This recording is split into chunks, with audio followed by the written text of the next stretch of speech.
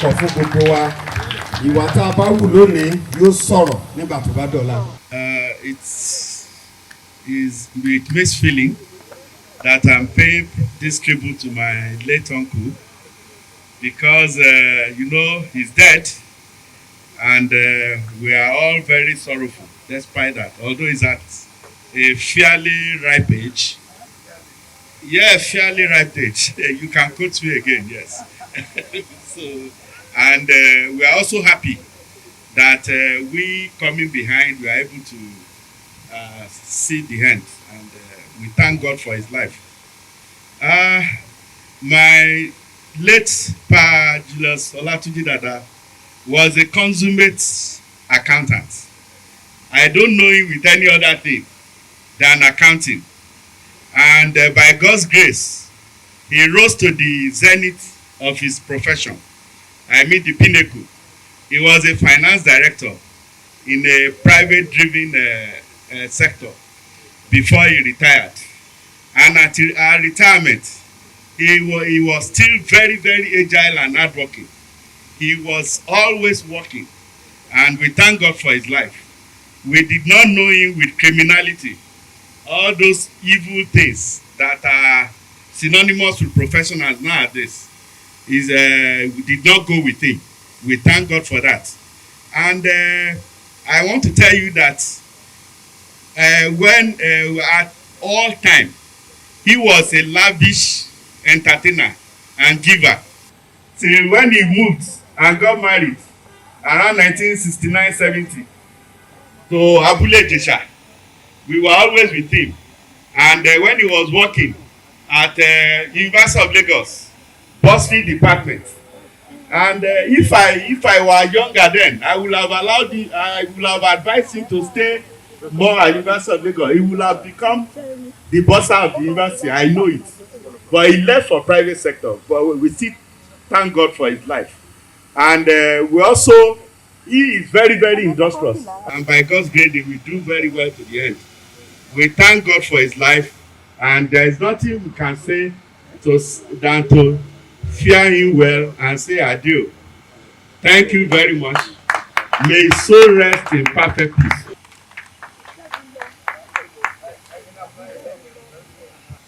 Ẹ káàárọ̀ gbogbo ilé o, ẹ má mind mi, ẹ máa kọrin kan bọ̀, ṣé ẹ bá mi gbèrè abẹ́ ní gbèrè? Abábọ̀ gbé o. Orí ẹ ṣe báyìí, ó sọ pé èyí ò wù wá wí, tolúwa làṣẹ, èyí ò wù wá wí, tolúwa làṣẹ o. One with God is majority. Ìpín àìṣẹ olópa làrúkà. Ẹ̀gbọ́n kí n tó sọ kọrin yìí, Babalára Julius Olatunji Dada is one with God.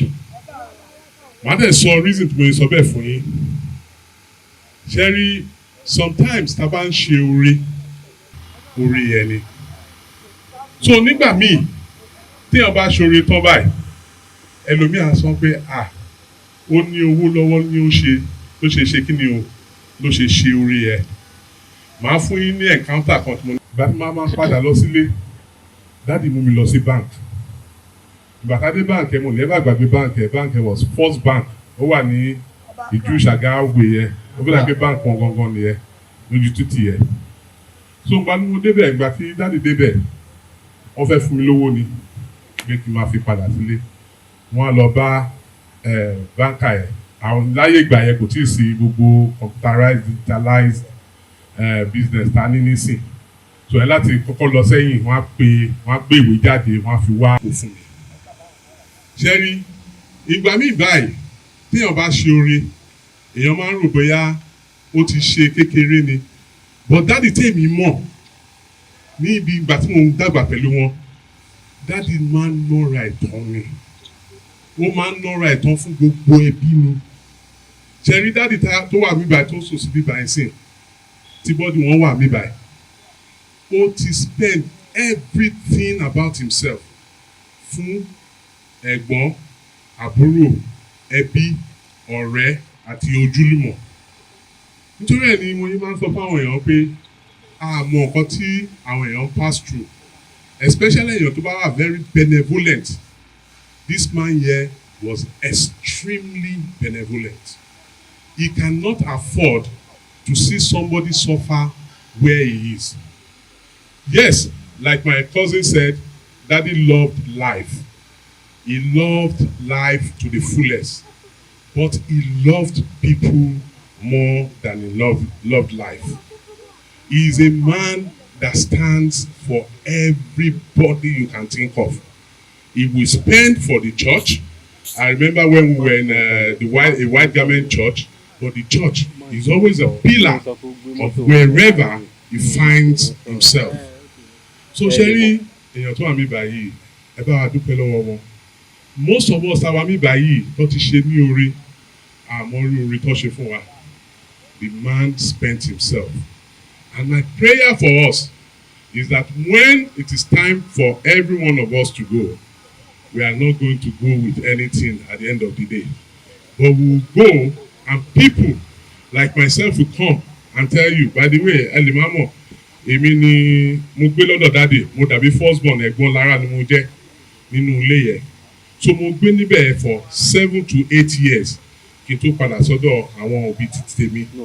Bàbá tọ́jú mi, ó dẹ̀ tọ́jú mi bí ọmọ títí ẹ̀ gangan ni. Bàbá ọ̀nà mi rí o, kò fún mi ní ẹgbàárí ńlá ayé mi. Mọ́mì náà dẹ̀kẹ̀rẹ̀ wọn ò fún mi lẹ́gbàárí. Mo rántí ìgbà kan tí mo ń gbé nílé wọn tí ẹnìkan fẹ́ nà mí. Mọ́mì yarí pátápátá ní pé láyéláyé mo gbọ́dọ̀ rí ọwọ́ ẹ lára ẹni yìí. So a dúpẹ́ lọ́wọ́ Ọlọ́run fún bàbá tó sùn síbí báyìí. A dẹ̀ mọ̀ pé Ọlọ́run á tẹ́ wọn sí afẹ́fẹ́ rere. Ẹ ṣé àbẹ́. Ẹ ṣé gan, God bless Thank you. you.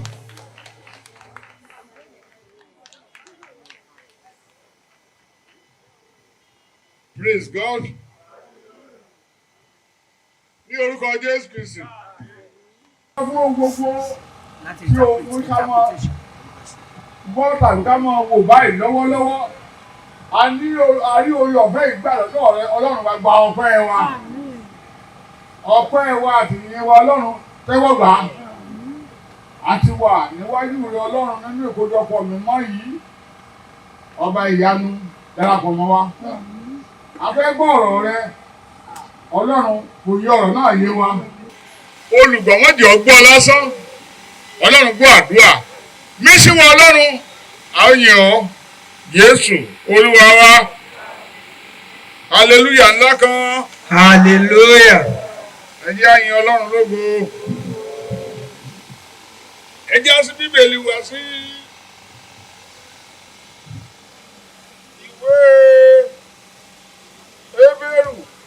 Let's open our Bible into the book of Hebrew, Orí ìkẹsàn-án. that's chapter 9. Ẹsẹ̀ méjì péré mo fẹ́ ká kà ń bẹ̀. I only want us to read just 2 verses. Ẹsẹ̀ ìkẹtàdínlọ́gbọ̀n àti ìkejìdínlọ́gbọ̀n. 27, verses 27 and 28. Hello. Hallelujah. I'm sorry láti come in again. Ẹ jẹ́ kí n tó kà. Níwọ̀n bí a sì ti fi lélẹ̀ fún gbogbo ènìyàn láti kú lẹ́ẹ̀kan ṣoṣo. Ṣùgbọ́n lẹ́yìn èyí, ìdájọ́. Bẹ́ẹ̀ ni Kristi pẹ̀lú lẹ́yìn tí a ti fi rúbọ lẹ́ẹ̀kan ṣoṣo láti rú ẹ̀ṣẹ̀ ọ̀pọ̀lọpọ̀ yóò farahàn nígbà kejì láìsí ẹ̀ṣẹ̀ fún àwọn tí ń wo ọ̀nà rẹ̀ fún ìgbàlà. Just as a man is destined to die once and after that to face judgment, so Christ was sacrificed once to take away the sins of many people, and he will appear a second time, not to bear sins, but to bring salvation. Praise God. Hallelujah. Ohun tí kókó tí Ọlọ́run fi sí mi lọ́kàn láti sọ̀rọ̀ lé lórí níwájú wa náà ni. The thing to speak on before us now. Ǹjẹ́ o ti múra sílẹ̀? Are you prepared? Ǹjẹ́ o ti múra sílẹ̀? Are you prepared? Ó wí lẹ́ẹ̀kan sí i. I'm repeating it again. Ǹjẹ́ o ti múra sílẹ̀? Are you ready now and prepared? Ohun méjì ni kókó tí a gbọ́ nínú ọ̀rọ̀ tí a kà nínú ọ̀rọ̀ Ọlọ́run yìí. We have 2 points from that verses we read. Èkíní ni ikú, The first one is death. èkejì ni ìdájọ́. The other one is judgment. A sì ti fi lélẹ̀ pé gbogbo èèyàn tá a bá ti bí Whoever that is born in this world, ọjọ́ kan yóò kú. one day he will die. Ẹ̀rí irú ẹ̀ ló mú gbogbo wa tá a fi péjọpọ̀ yìí tá a sì ń wo àwòrán rẹ̀ wájú wáyìí. This is the experience we are now in this morning. Ọjọ́ kan ni ó kàn mí, ọjọ́ kan ni ó kàn ọ́. One day it will be your turn and it will be my own turn. Mo máa ń fẹ́ sọ èdè yìí fún ọ̀pọ̀lọpọ̀ èèyàn. I normally say this language to many people. Ikú Death, kì í ṣe téèyàn lè dọ́ọ̀jì rẹ̀. it's not something you can dodge. Kò ṣeé dọ́ọ̀jì. You cannot escape it. Torí àkọsílẹ̀ bí Ọlọ́run ti ṣe ètò fún gbogbo ènìyàn. Tá a bá bí òun náà ni. It has been written for whoever has been born to this world. Ọlọ́run tó dẹ̀ ṣe ètò yìí fún ènìyàn. God has programmed this for human being. Ó tún ti ṣe ètò ọ̀nà àbáyọ fún ènìyàn láti mọ́ jẹ̀bi ní ọjọ́ ìdájọ́ yẹn. He has already made a plan again for mankind not to be guilty of this. So ọ̀nà àbáyọ kan ṣoṣo The only way of escape láti yege nínú ìdájọ́. for we to escape that judgment Òun náà ni la fẹ́ gbẹnu léyìí. is the one we want to talk about now. Bíbélì sọ pé Jésù wá sáyé. The Bible confirms that Christ came to this world, Tí ọ̀pọ̀lọpọ̀ àwọn ènìyàn sì rí nítòótọ́. and many people saw him truly. Bí àwọn òtí bá tiẹ̀ tí ì sí láyé ńgbà náà. If to say we are not around that time. Ọ̀rọ̀ Ọlọ́run yìí ó jẹ́rìí sí pé òtítọ́ ni. This word of God confirmed it that it is true. Jésù wá sáyé. Christ came to this world. Ẹ jẹ́ ká wo àìsí ọ̀rọ̀ Ọlọ́run tó sọ bẹ́ẹ̀. Let's look at the verse that said it. Matthew In the book of orí Matthew kìíní 1, ẹsẹ̀ ìkejìdínlógún. we sí, have Matthew 1, ogún ó lé 22 kan. and 21. Okay, 18 to 21. Matthew 1.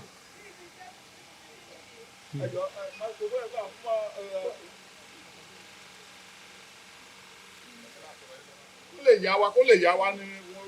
Bí ibi Jésù Kristi ti rí nìyí, ní àkókò tí a fẹ́ Màríà ìyá rẹ̀ fún Jósẹ́fù, kí wọn kí ó tó pàdé, a rí olóyún láti ọwọ́ ẹ̀mí mímọ́ wá.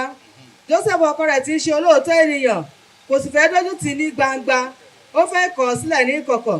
Ṣùgbọ́n nígbà tí ó ro nǹkan wọ̀nyí wò, áńgẹ́lì Olúwa yọ sí ní ojú àlá, ó wí pé, Jósẹ́fù, ìwọ ọmọ Dáfídì, má fòyà láti mú. Praise God. Hallelujah. Hallelujah. Hallelujah. Jésù wá sáyé ní tòótọ́. Christ came to this world truly. Ẹni tó bá tún kùnà láti gba ìyẹn. Whoever that failed to accept this, A jẹ́ pé ó sọ pé Ọlọ́run ò ránṣẹ́ Jésù wáyé nìyẹn. it means God has not sent Christ to this world. A dẹ̀ sọ pé ìdájọ́ ti ń dúró dè wá. And then their judgment awaiting us. Mo gbàdúrà lórúkọ Bàbá àtọmọ àti ẹ̀mí mímọ́. I pray in the name of the Father and the Son and the Holy Ghost. Orí ọ̀fẹ́ tá a rí gbà lónìí láti tún gbọ́ ọ̀rọ̀ Ọlọ́run The yìí. grace of God for us to hear this word Kò again ní kí ká jẹ̀bi ní ọjọ́ ìdájọ́ will náà. never put to condemnation in Jesus' name. Hallelujah. Hallelujah. Jésù kú, Christ died ó sì gòkè ní ọ̀run. and ascended into heaven. Gẹ́gẹ́ bí ó ti wí, As he has said, ó lóun padà bọ̀. he said he's Ó sọ coming tẹ́lẹ̀. back. He made this known before. Ọjọ́ kẹta, On the Jésù third ní day, ìdílé lóòótọ́. he resurrected truly. Torí pé kì í ṣe ènìyàn ló ń sọ̀rọ̀ yìí. It's not man that is speaking here. Ètò Ọlọ́run ni. It's the program of God. Ọlọ́run gbogbo ayé àti ọ̀run. God has heaven and earth. Hallelujah. Hallelujah. Jésù padà bọ̀ lẹ́ẹ̀kejì, ó ti padà wá lóòótọ́. Christ is coming back the second time Torí pé Ọlọ́run tó sọ pé yóò rí bẹ́ẹ̀. because God confirmed that it has to be so. Èèyàn tó bá tún ṣeyèméjì Whoever that is doubt pé Jésù ò ní padà wá lẹ́ẹ̀kejì. that Christ not come back the second time, Olúwa ẹ̀ náà ó dúró fún ìdájọ́ yẹn nìyẹn. that person is already standing for Má condemnation. gbàgbé tá à ń sọ̀rọ̀ lé lórí. Don't forget about what we are saying. Ìjọ ti múra sílẹ̀. Are you prepared? Bọ́ọ̀ bá tiẹ̀ tí ì múra sílẹ̀ o. If you are not yet on that line, Kò tí ì léètì báyìí o. it is not too late now. wà jẹ́ méjì ọ̀tún dọ̀la o. Don't let it be tomorrow. Kó tó wà ní àwọn tí ò múra sílẹ̀. There will be among the people that are yet to be prepared. Mo gbàdúrà lórúkọ bàbá àtọmọ àti ẹ̀mí mọ́. I pray in the name of Trinity. Ní ọ̀run rere. In the good heaven there, A ó jọ pàdé níbẹ̀. we shall be there together. Praise God. Hallelujah. Jésù ti padà wá lóòótọ́. Christ has come back. Nítorí kíni? Why? Fún ìgbàlá ẹni tó bá gbàgbọ́ ni. For the salvation of people that believe in Him. Ìdí tí Jésù fi wá nìyí. That is the reason why He came. Ẹ jẹ́ ká wo ìwé Hébérù tá a kà yẹ. In the book of Hebrew we just read, Verse 28. that chapter 9 verse 28. Ẹ jẹ́ kí n kà mú bẹ́ẹ̀ kó lè yá wa. Torí káyọ̀. Bẹ́ẹ̀ ni Kristi pẹ̀lú lẹ́yìn tí a ti fi rúbọ lẹ́ẹ̀kan ṣoṣo yọ̀bọ̀ lọ́wọ́ ìdájọ́. Whoever that has been expecting the second member of Christ is even going to escape from that judgment. Ṣùgbọ́n ẹni tó bá kùnà láti mọ́ wo láti mọ́ múra sílẹ̀ tí Jésù bá dé. But whoever that failed to be looking on to that line of his coming back, Ó ti kó sínú pàkúté ìdájọ́. and when Christ comes, is in that condemnation already. Lórúkọ Jésù ò ní kó sínú pàkúté You ìdájọ́ will yẹn. never be among the people there in Jesus' name. Hallelujah. Hallelujah. So, Àwọn wo ni ò múra sílẹ̀? who are the people that are yet to be ready? Ẹ jẹ́ ká wo ìwé Jòhánù. Let's look at the book of John. John 1. Orí kejì ẹsẹ̀ kìíní sí kẹfà ní kẹ́kọ̀ọ́ ìlú tabalẹ̀ tí ó sàlẹ̀ ká. Torí àsìkò wa. First John 2, 1-6.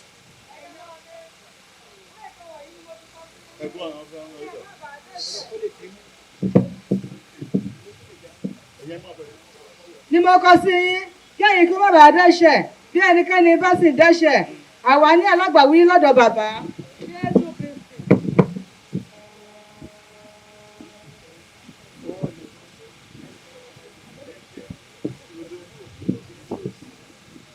Praise the Lord. Ó ní ètùtù fún ẹ̀ṣẹ̀ wa kì í sì ṣe fún tiwa nìkan ṣùgbọ́n fún ti gbogbo aráyé pẹ̀lú. Nípa èyí ni a sì mọ̀ pé àwa mọ̀ bí pa òfin rẹ̀ mọ́. Ẹni tó bá wí pé èmi mọ́ tí kò sì pa òfin rẹ̀ mọ́ èké ni òtítọ́. Hallelujah. Hallelujah. À ń sọ nípa ìpadàbọ̀ Jésù.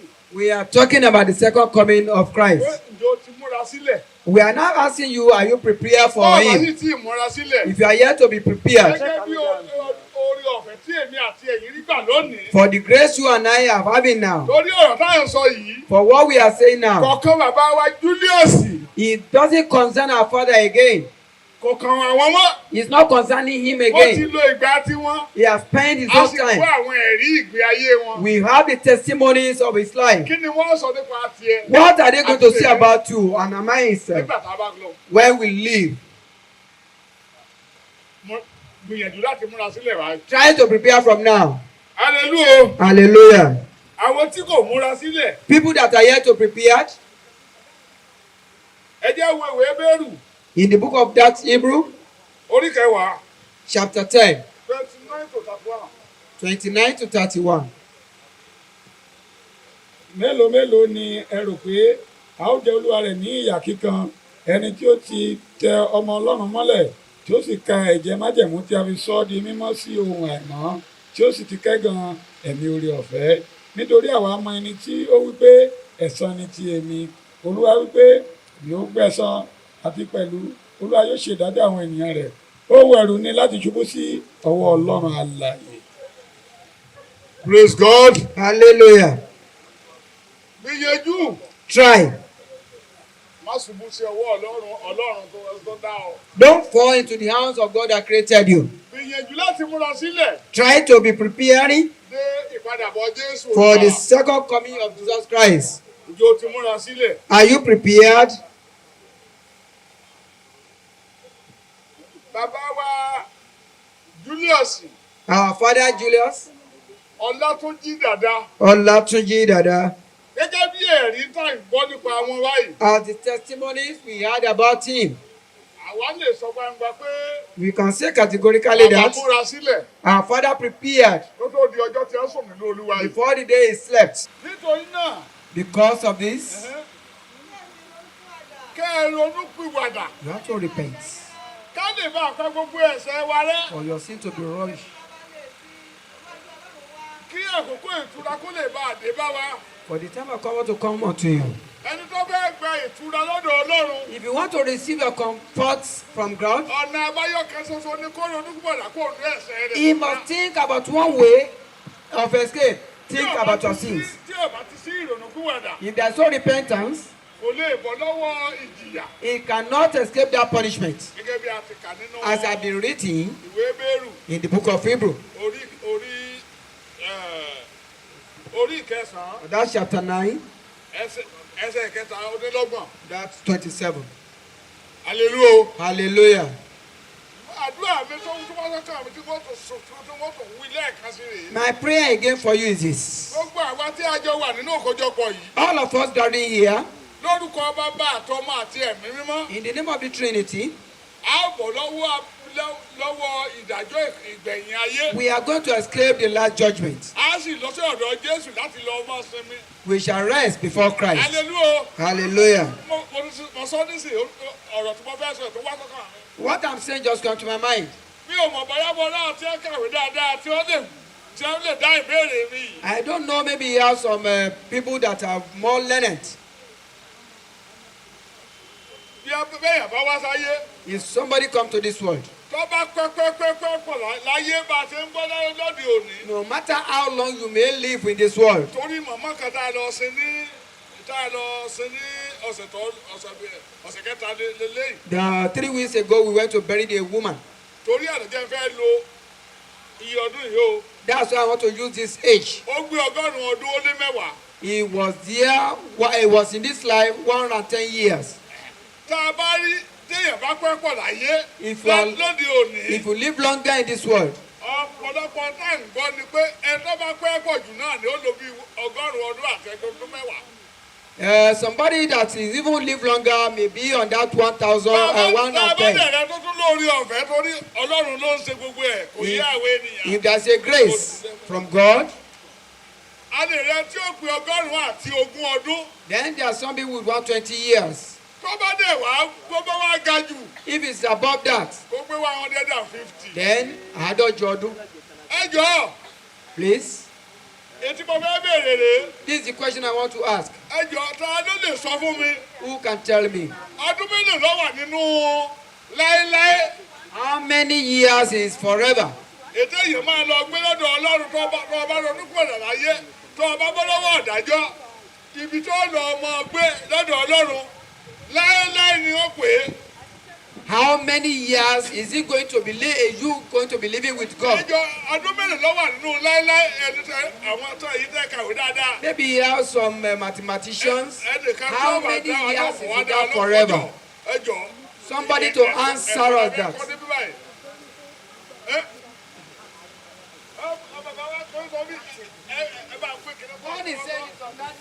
Uncountable years. Wọ́n ní uncountable years. Ọdún tí ò níye.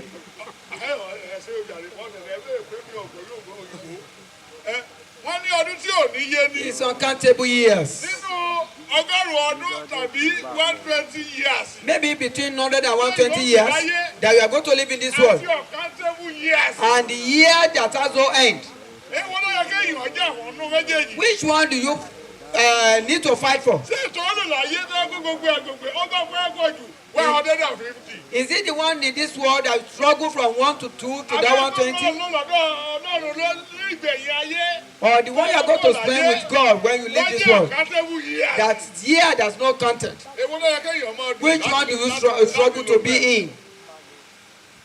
Jẹ́ kó yẹn wọ́n wà lọ́kàn rẹ̀ bọ́ọ̀ Let that question be in your mind. Oníkálùkù kan máa ronú lé lórí. Individual to answer the question. Bẹ́yà ọdún táyé gbogbo ẹ̀gbùgbẹ̀ náà bọ́ ọba dẹ̀ ní. Ọdún lè kó ní láyé. O lè mú kankan lọ. No matter what you possess in this life, you cannot take anything there away from there. Ìyà ayé láyé tó wà ńbẹ̀ láéláé. The everlasting suffering there is forever too. Bọ́wọ́ bá gbẹ Jésù lólúwa àtọ́lùgbàlà. If you accept Christ your Lord and Savior in this world, Nítorí pé o ronúkúwàdà. because you repented, Máa retí àti lọ máa gbádùn. be expecting your enjoyment Fún ọdún láé. for that everlasting enjoyment. Ẹ ṣe jàre rà ẹ́. Ọlọ́run Olódùmarè Our God, ní ọjọ́ ìkẹyìn at the end of the day, èmi àti ẹ̀yin you and I, a ò ní jẹ̀bi lábẹ́ àkóso ọ̀rọ̀ we shall Ọlọ́run. not be condemned in Jesus' name on His Yóò dára words. fún wa o. God Amen. bless. God bless you all. ẹ jẹ́ kí a gbàdúrà. Orúkọ Jésù, orúkọ Jésù, orúkọ ńlá Jésù, Ọlọ́run wa a ti gbọ́ ọ̀rọ̀ rẹ, ẹ̀mí tá a máa fi mú lò, Olúwa gbèrò wá. A kàn fẹ́ gbọ́ olùgbọ́, a fẹ́ jẹ́ olùgbọ́ lásán, a fẹ́ jẹ́ olùṣe ọ̀rọ̀ náà. Ní orúkọ Jésù, ẹ̀mí tá a máa fi máa mú lò láti lè jẹ́ olùṣe ọ̀rọ̀ náà, Olúwa gbèrò wá. Àwọn bàbá tẹ́ ti lò fún wọn, Olúwa tú wọn kì í. Ẹ̀mẹ́mẹ́mọ́ gbogbo etí tó gbọ́ ọ̀rọ̀ ilé ní orúkọ Jésù má jẹ́ kó gbọ́ lásán. Ní ọjọ́ ìkẹyìn Olúwa kà wá yẹ. Ògo ni fún orúkọ rẹ Jésù. A ó máa yìn ọ́ Jésù Olúwa wa. Praise the Lord. Ẹ jọ to save our time. Àwa tí a bá táwọn kan a bá ti kọrin, àwọn akọ́nà máa kọrin. Ẹ jọ màmá wa tí wọ́n jẹ́ olùrànlọ́wọ́ bàbá ẹnìkejì wọn tí wọ́n fi sílẹ̀ sí ìlọ sílé. Àwọn ni àwọn ọmọ náà àpẹẹlẹ àwọn ọmọ wọn náà máa tẹ̀lé láti pay last respect fún bàbá wa ajínrere Dada. Lẹ́yìn yẹn àwọn ìrẹsì ọlọ́kọ́ máa níbẹ̀ sunkún good night ni torí pé bàbá òkú ó sùn ni. Kristẹni a kì í kú a máa ń sùn ni torí ìpè kẹyìn máa dún bàbá yìí máa gbọ́ tó bá kàn débi tó ń sunkún olówó lọ́wọ́ ló ṣe ń sunkún. Praise the Lord. Ẹ kú owó pé àwọn olówó tó máa dán níbi òkú bàbá ẹ ohun tó fa ẹkú fún ọ nìyẹn. Bàbá ti wà níbi ayọ̀ ayérayé tó bá kàn débẹ̀ kó daddy good night torí à ń pàdé àbá òní pàdé ní ẹsẹ̀ Jésù ó yà kú àyà kí màmá àti àwọn ọmọ máa bọ̀ ẹ kàn máa kí ọkọ rẹ olùrànlọ́wọ́ pé bàbá good night wọ́n sì bẹ́ẹ̀ ni ká tó gbé wọn lẹ́yìn ẹ à ń tó wọn lọ sí àwọn tó bá bá ẹ̀tọ́ pa ẹ́ńjìn náà àwọn tó bá bá àwọn undertaker ẹjọ́ kan wà tòsí lẹ́yìn ilé ìbá undertaker bí àwọn ọmọ bá.